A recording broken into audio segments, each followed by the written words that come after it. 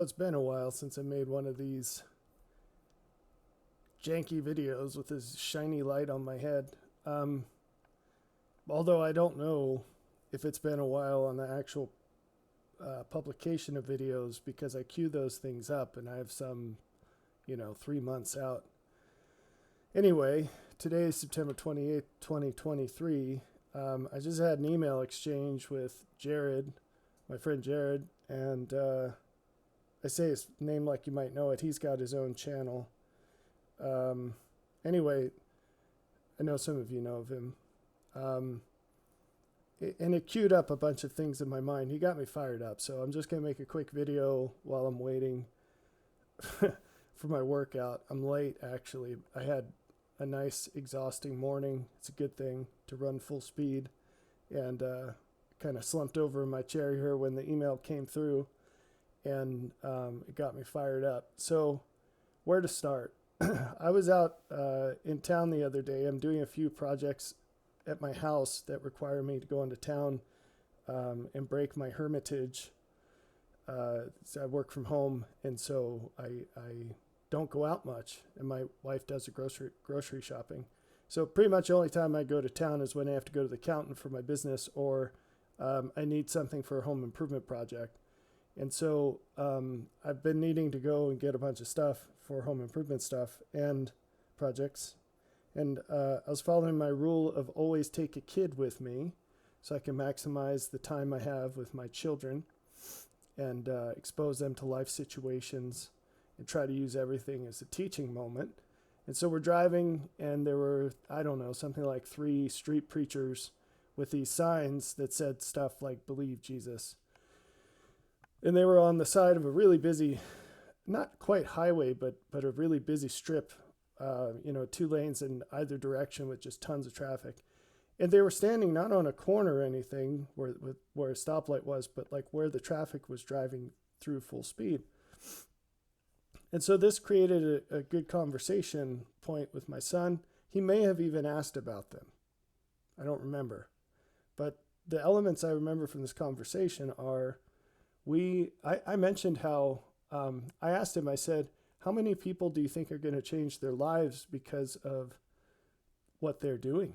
And the answer is none, right? Zero.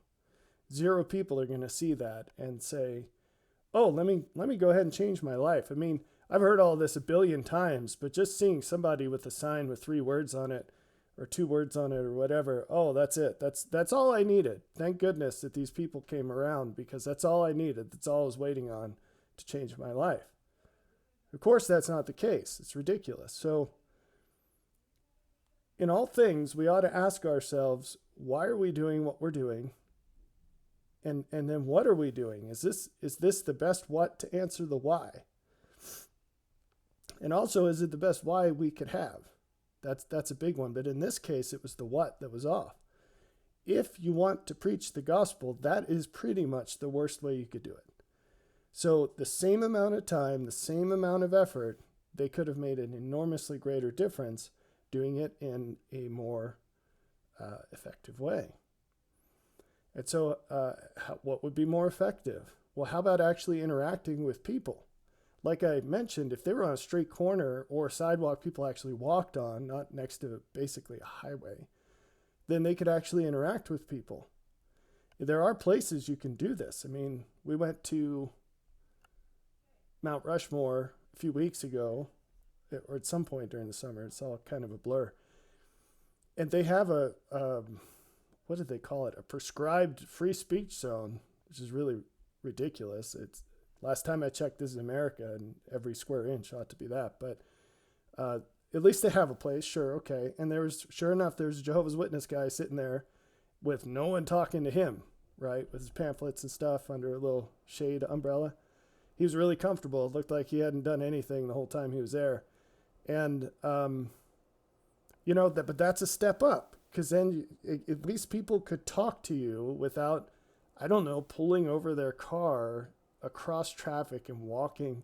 You see what I mean? I could just dwell on the minutia of this, but okay, that's a step up. Okay, what's another way you could do it is knock on doors, and a lot of us have had experience with this. that's almost completely a waste of time too, because who are you going to find? Well, first off, hardly anyone's going to answer their door. But the people that are there, unless you're doing it at like 7 to 8:30 at night, which then people are going to be really mad at you because they want to relax. They don't want to talk religion. The people who are home are crazy or unemployed or something. They're just not doing much with their lives. Well, I guess nowadays it'd be a little different because people work from home more frequently. But anyway, odds are it's still not a very effective way to go. So what's the problem here? The problem is that one way of categorizing sales, which sales in general is just if you're not manipulating people, good sales are when you're trying to find people who need what you have to give. So you can do that by throwing a dart at a dartboard and just randomly accosting people, or you can go to the places where those kinds of people are, so you can profile them. You can think, if someone had a need that I could help fill, where would I find those people? And if you can't find them, you could raise a flag that calls them.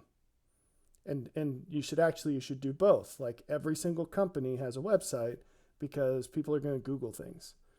Or they buy Google ads and put in keywords of what it is they have to offer so that when people are looking for it, they see them, right? That's great. So you can use that same approach. So, I am not a popular person, and in spite of my best efforts to offend, I still get maybe 250 views on average right now on these videos.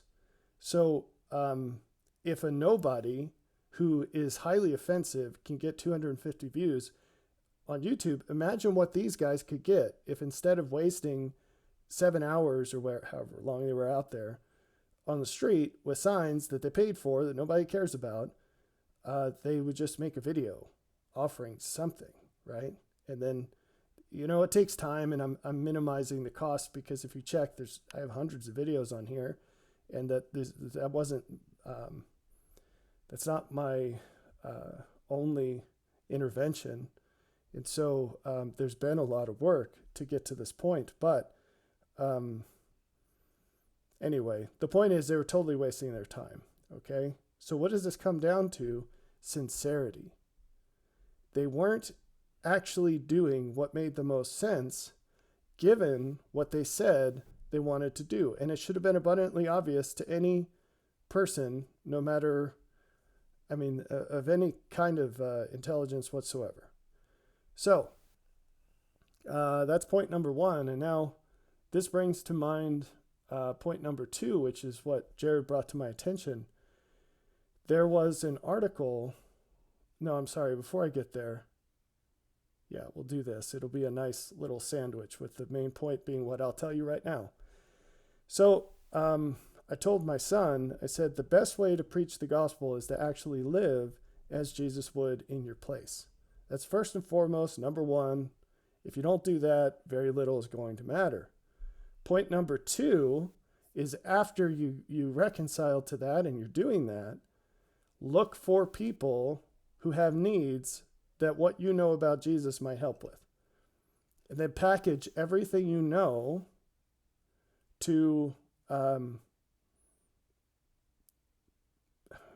way I think of this is like a query into a database. Query everything that you know about Jesus and every experience that you've had and every scripture, everything you know, for the minimal set of what answers their need. Now, the way this is going to work is it will always have a chunk that invites them beyond what they recognize they need. But you have to package it in terms of what they believe they need. And so God calls us, I'm going to make a much longer argument about this. God calls us to what he has through what we think we need. And that's the way it works. Okay? Now, you could spend the rest of your life perfecting the ability to package truth. Package, organize and package subsets of truth. You can spend the rest of your life doing that, meaning it will absorb as much effort and refinement as you want to put into it, on the one hand. On the other hand, every single person on this planet can do that to some extent right this second. Right this second. Your entire life you're doing this and you don't even realize it. So you can just pick up all that experience and just use it right away. And you'll be somewhere on that spectrum of ability is not the best word, but we'll say efficacy. Okay? I really apologize for this light. Okay. I can see how it's dimming and everything, and that's really annoying.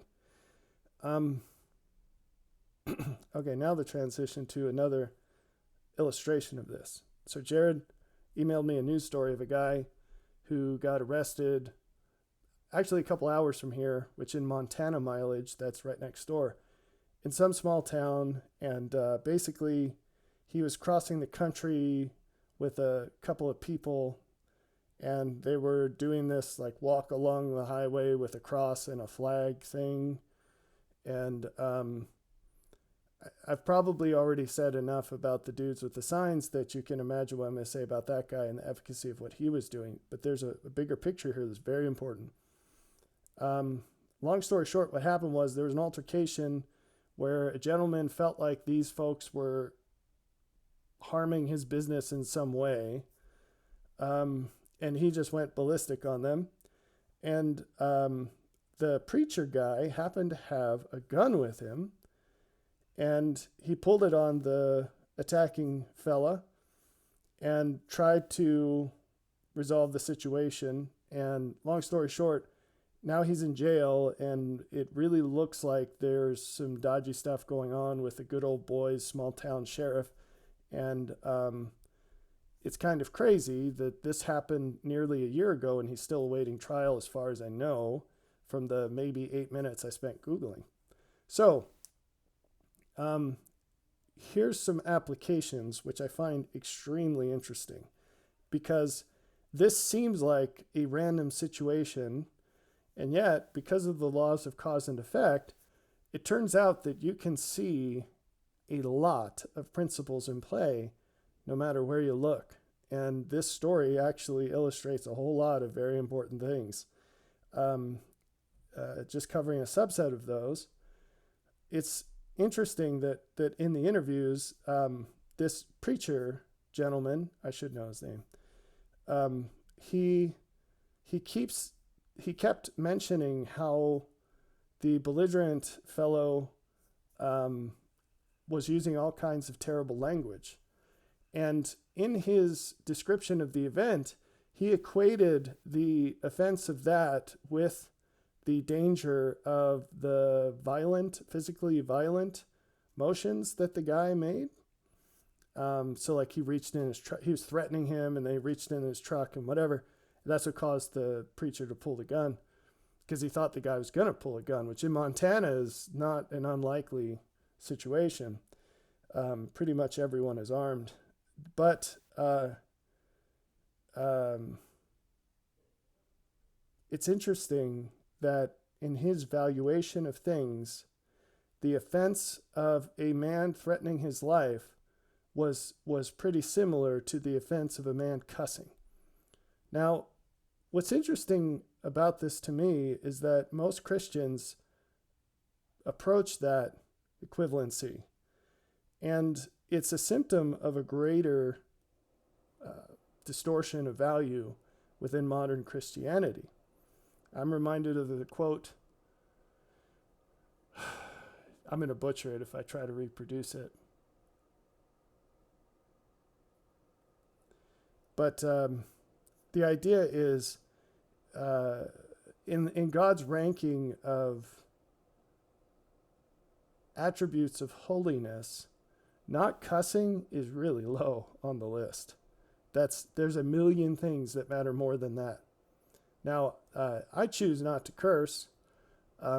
it's mostly a self-discipline decision, because I'm persuaded that if I were to lean on cuss words to express myself, it's intellectual laziness, and it's hard enough to stay sharp. I don't want to choose to be lazy mentally, right?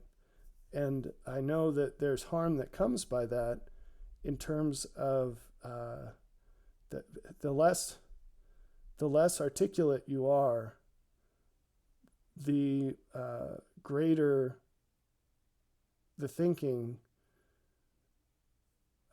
you require out of other people. And so that's kind of long-winded, ironically. But the point is, I learned I had many instances to learn and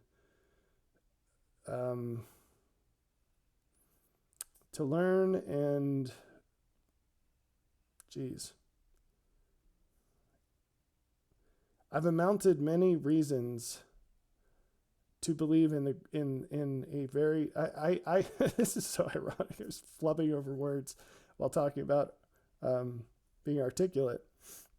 The importance of being articulate. Well, here you are. This is a tremendous example, right, of why it's so important.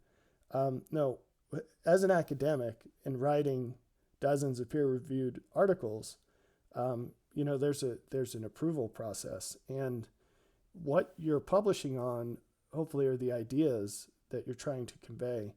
And the more you require the reviewer to think about what you're saying, in other words, to think about, it's not the best way of saying it, but to decode what you're saying, to understand what you're saying, rather than to so the reviewer's effort is commingled between understanding what the heck you're trying to say and validating the truthfulness of what you're trying to say. That's their effort gets split between those things. And so if you really believe that what you're saying is true, you want all of their effort on that side of the equation. You don't want to waste any of it on them trying to understand you, because the likelihood is high that then they will falsely misunderstand the truthfulness of what you're saying. And it happens all the time. And so because people have limited resources, you want them to focus all of their thinking on the value they're going to extract out of what you're communicating, rather than parsing through what you're saying. That's not the point, right? So now backtracking, how did we get on to articulacy? Fantastic. I have no idea. Anyway, okay, maybe it'll come back to me. So the preacher guy was really worked up about this guy, the other guy's language.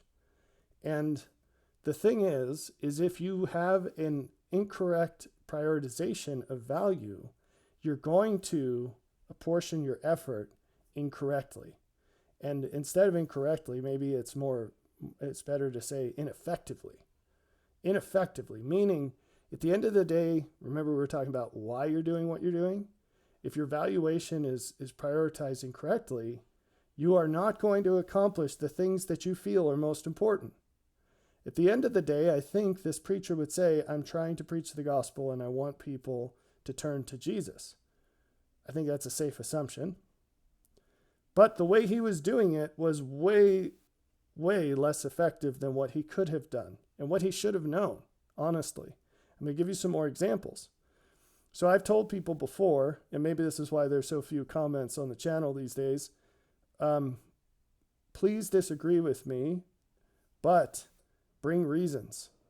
Because if you don't have sufficient reasons, I don't want to waste my time hearing someone's opinion about something, right? Because I have thought about it a lot, and I do have reasons for whatever I say.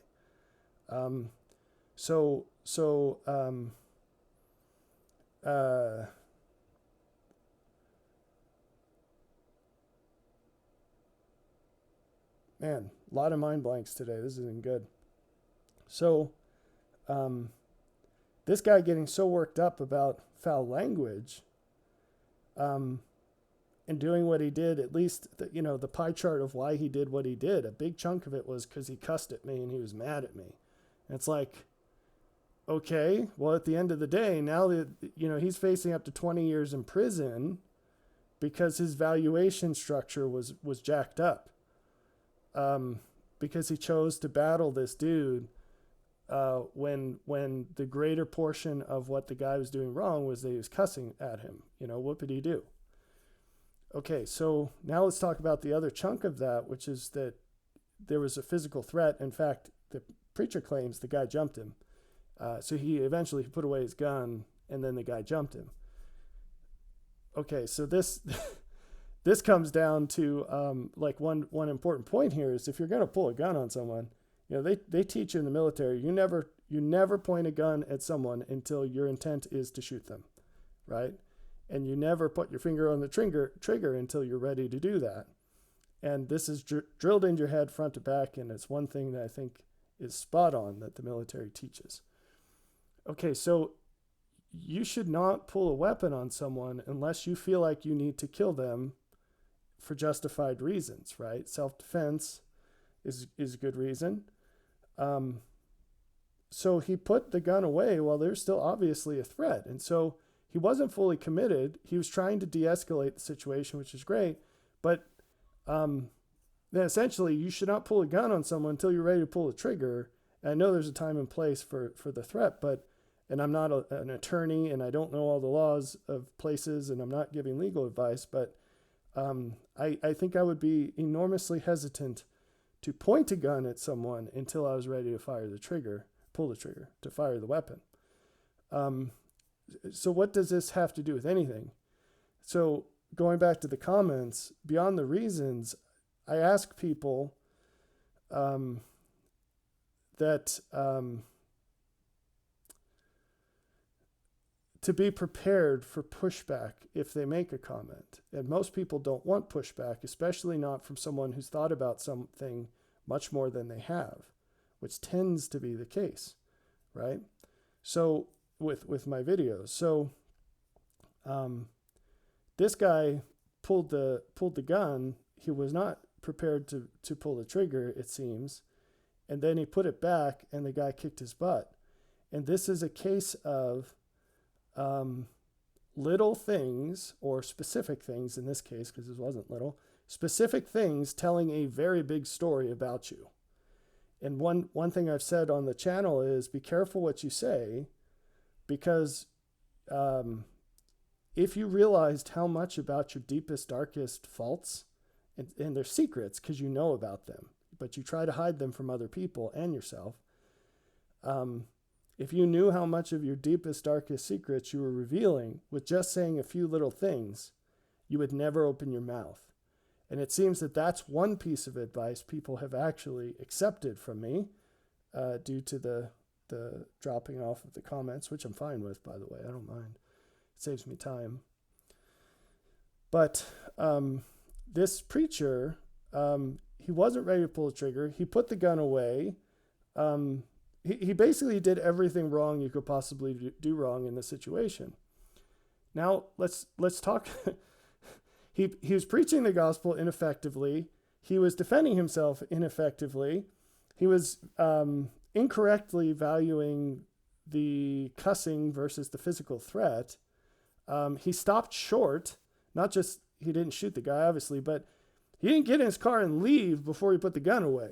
He didn't get to a safe spot before he de-escalated. He was like, oh, I guess I'm just going to back off here, which tells me he probably felt like he was responding overly angry. And, this is the internet jury, I guess, but it's very, whatever the truth might be about the situation is not so relevant as applications we can make to our own lives. That's the important part. So he showed a lot about his strategy for life and its inadequacy, frankly, okay? This is a guy who had traveled over 5,000 miles hiking a cross and a support team at who knows what expense that his congregation was paying because he was a missionary.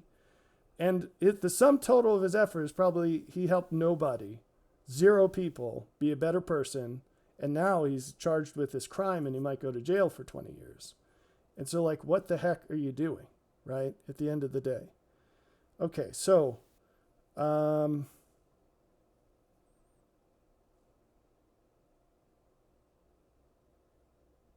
let's talk about his gun. See, the list goes on and on. When something's based on principles and you say this little thing that you think is isolated and you think because of your delusion, and that's not meant to be a knock, when you intentionally act against the truth as you know it, your understanding becomes diminished.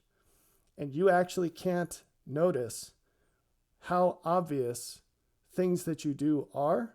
You think you're getting away with it when it's blatantly obvious to people, unless they're bigger liars than you, right? So, so you make this little comment or you do this little thing and you don't realize that in the eyes of someone who's not blinded by delusion, who does live according to the truth as far as they see it, they can see all these things about you. So many of the weird exchanges with prophets in the scriptures where some prophet comes out of nowhere and accurately pins someone with something that they couldn't possibly have known except God told them. Actually, their context clues out the wazoo, and it is as obvious to a person who knows in many cases as it would be if God told them. That's a crazy thought.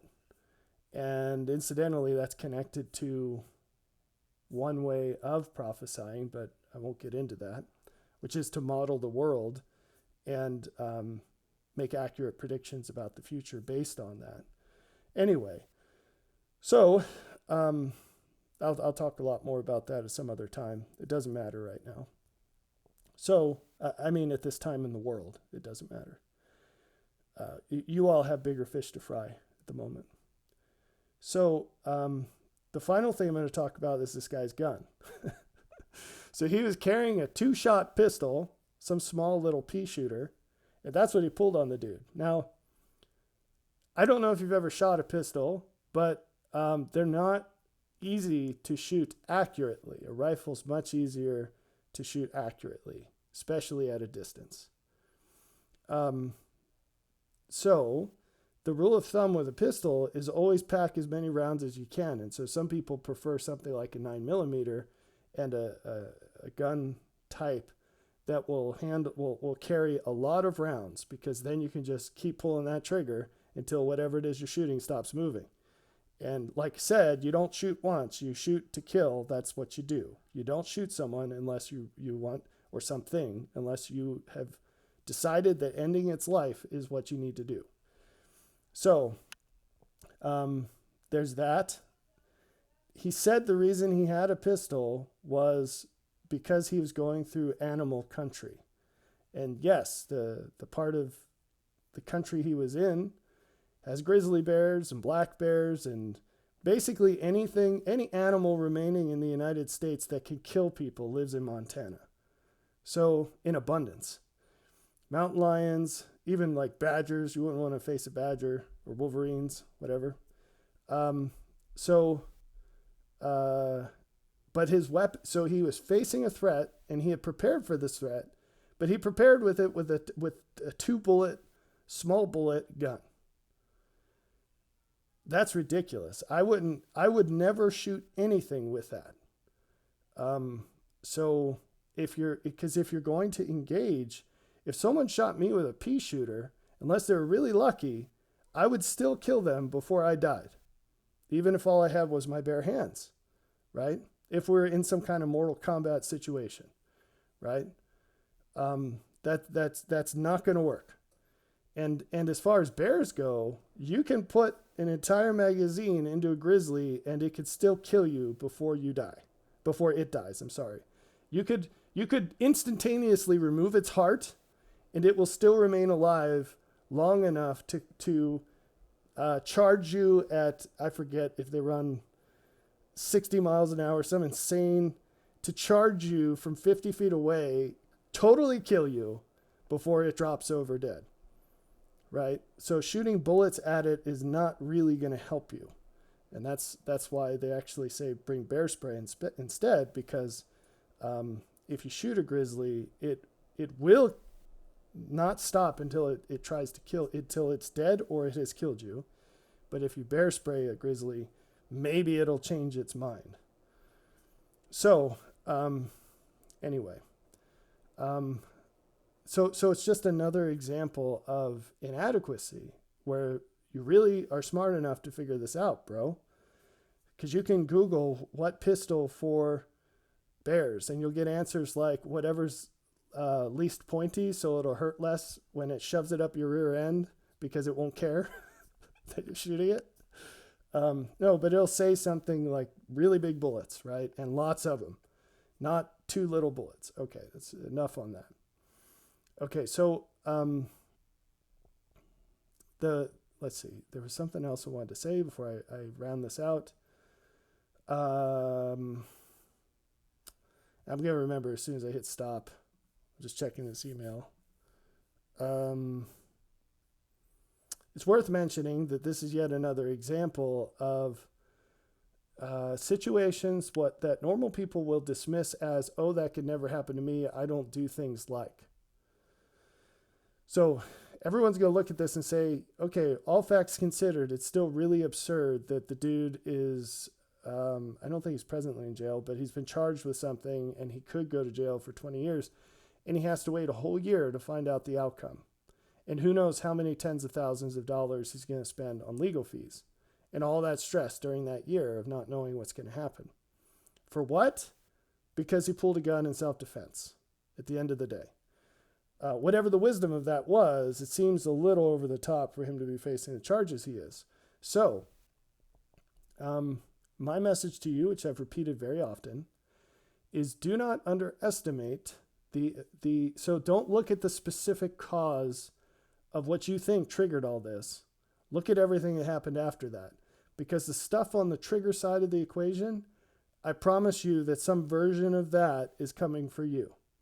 So at the end of the day, you might look at this and say, well, I don't carry crosses cross country. But that's not actually what triggered it. What triggered it was there was a guy that got really mad at a person. And if you've been watching the news, you should, or just, you're live, you should realize how many people are getting angry for dumb reasons today. You can't base your expectation of intensity of anger in another person on what would be a reasonable cause of that anger. Because the world is filling with people who are super angry over dumb things. Okay, point made. Hopefully you're with me on that. So given the fact that the presence of a person who's super angry at you is basically a roll of the dice with decreasing numbers of sides over time, meaning the probability of landing on whatever it is that makes them really angry is rising quickly. Given that, how important it is to pay attention to the legal system, because that's your defense, right? Well, guess what? We have example after example after example where either that's bypassed entirely because it's a trial by media and you're now guilty until proven otherwise. But by the way, the accusations could be from 20 years ago, in which case there will be zero evidence to defend yourself with at this point. So when the charging people are no longer held to the burden of evidence, but the defense still is, you're in trouble. Whether you're specifically in trouble yet or not, you will be. Okay?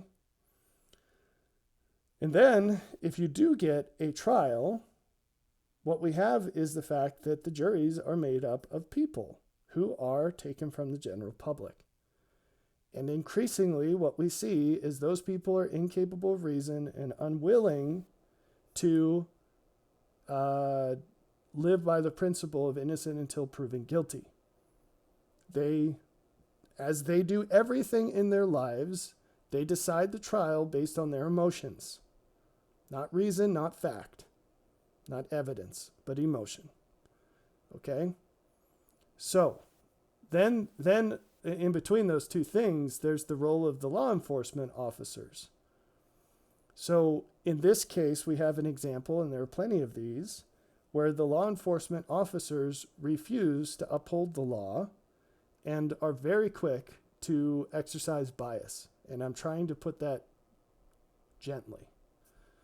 Okay, so in this case, it has every mark of a good old boys, and this is, oh, we know, I don't remember what that guy's name is.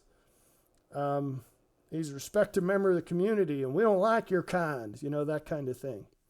So that happens a lot, okay? And the point is that all these checks and balances, it's like I've told you many times, the foundation has been removed. There's the color of all these protections of law, but there's no actual effect anymore. It's all gone. It's not diminishing. It's already gone. It's already gone. Okay? So that's something that should concern everyone. Now, I think that's all the things I wanted to say about this. Yep. So in everything you do, not just efforts to preach the gospel, think about why you're doing it and if what you're doing is the best way to accomplish it.